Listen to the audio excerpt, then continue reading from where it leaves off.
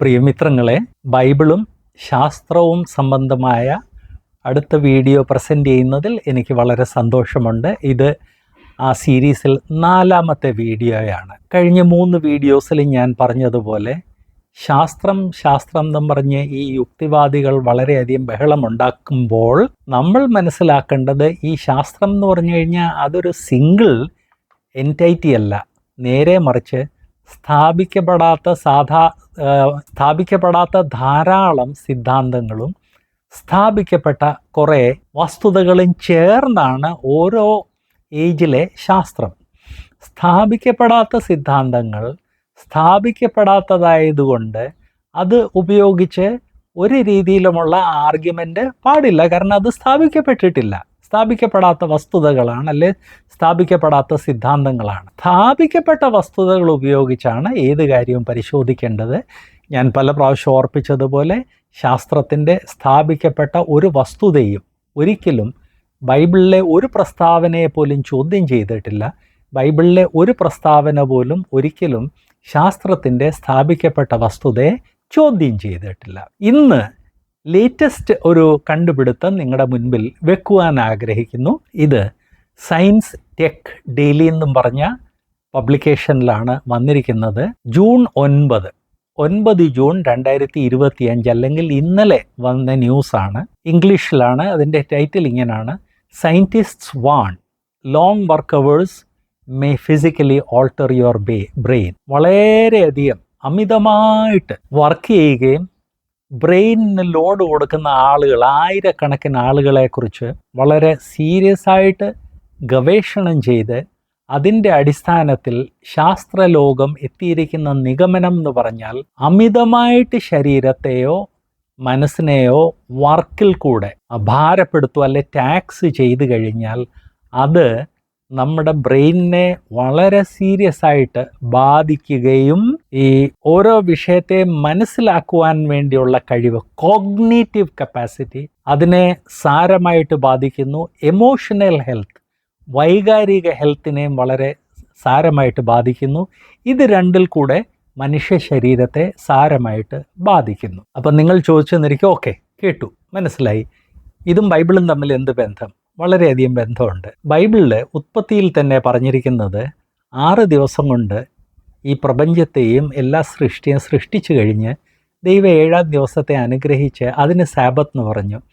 ആ 7ാം ദിവസം മനുഷ്യർ വിശ്രമിക്കണം എന്നുള്ളൊരു കൽപ്പന ദൈവം മനുഷ്യർക്ക് കൊടുത്തു. അതിൻ്റെ ആയിരക്കണക്കിന് വർഷങ്ങൾ കഴിഞ്ഞ് ന്യായപ്രമാണം നൽകിയപ്പോൾ 10 കൽപ്പനയിൽ വളരെ ഫേമായിട്ട് 7ാം ദിവസം വിശ്രമിക്കണം എന്നും, യഹൂദന്മാർ 7ാം ദിവസം വിശ്രമിച്ചില്ലെങ്കിൽ അത് ശിക്ഷാർഹമായ ഒരു കുറ്റമാണെന്നും ദൈവം പറഞ്ഞു. പഴയ നിയമത്തിലെ ഏകദേശം എല്ലാ പുസ്തകങ്ങളിലും സാബത്തിൽ വിശ്രമിക്കണം എന്നുള്ള കാര്യം പറഞ്ഞിട്ടുണ്ട്.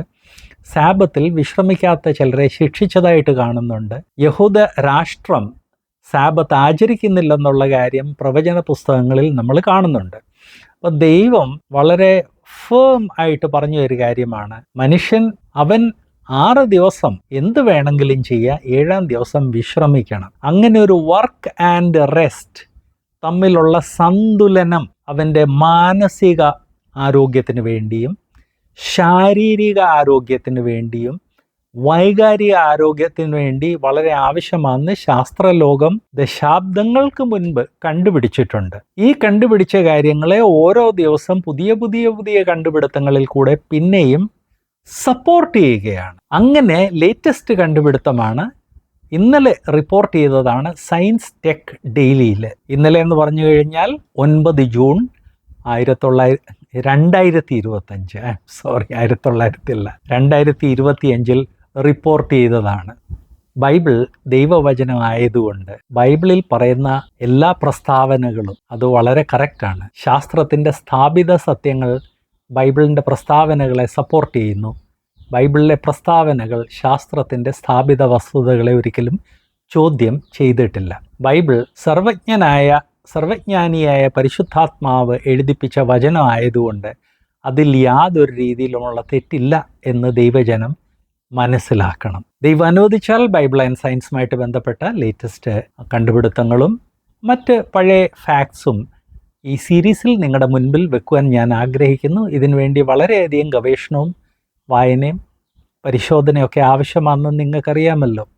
അതുകൊണ്ട് നിങ്ങൾക്ക് വേണ്ടി ഞങ്ങൾ ചെയ്യുന്ന ഈ ശ്രമത്തെ ഒന്ന് അനുമോദിക്കണം. ഒരു തംസപ്പ്, ഈ വീഡിയോയുടെ താഴെയുള്ള തംസപ്പ് ക്ലിക്ക് ചെയ്ത് നിങ്ങൾ ഇതൊന്ന് അനുമോദിക്കണം. നിങ്ങളുടെ ഒരു അപ്രീസിയേഷൻ കാണാൻ ഞങ്ങൾ ആഗ്രഹിക്കുന്നു. എന്ന് മാത്രമല്ല, ഈ ബൈബിളിനെതിരെ ഒരു രീതിയിൽ അർത്ഥമില്ലാത്ത അർത്ഥശൂന്യമായ ധാരാളം കാര്യങ്ങൾ യുക്തിവാദികളും അജ്ഞേയവാദികളും സർക്കുലേറ്റ് ചെയ്യുന്നുണ്ട്. അത് ചെറുപ്പക്കാരെ വളരെ കൺഫ്യൂസ് ചെയ്യുന്നുണ്ട്.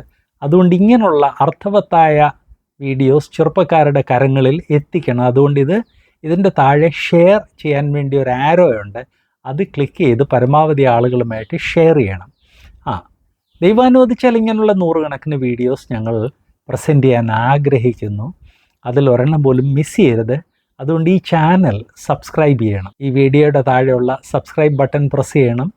ചില സമയത്തൊരു ബെൽ ഐക്കൺ കാണാം, അതും പ്രസ് ചെയ്ത് സബ്സ്ക്രിപ്ഷൻ്റെ പ്രക്രിയ കംപ്ലീറ്റ് ആക്കണം എന്ന് ഓർപ്പിക്കുന്നു. ദൈവം നിങ്ങളെ അനുഗ്രഹിക്കട്ടെ.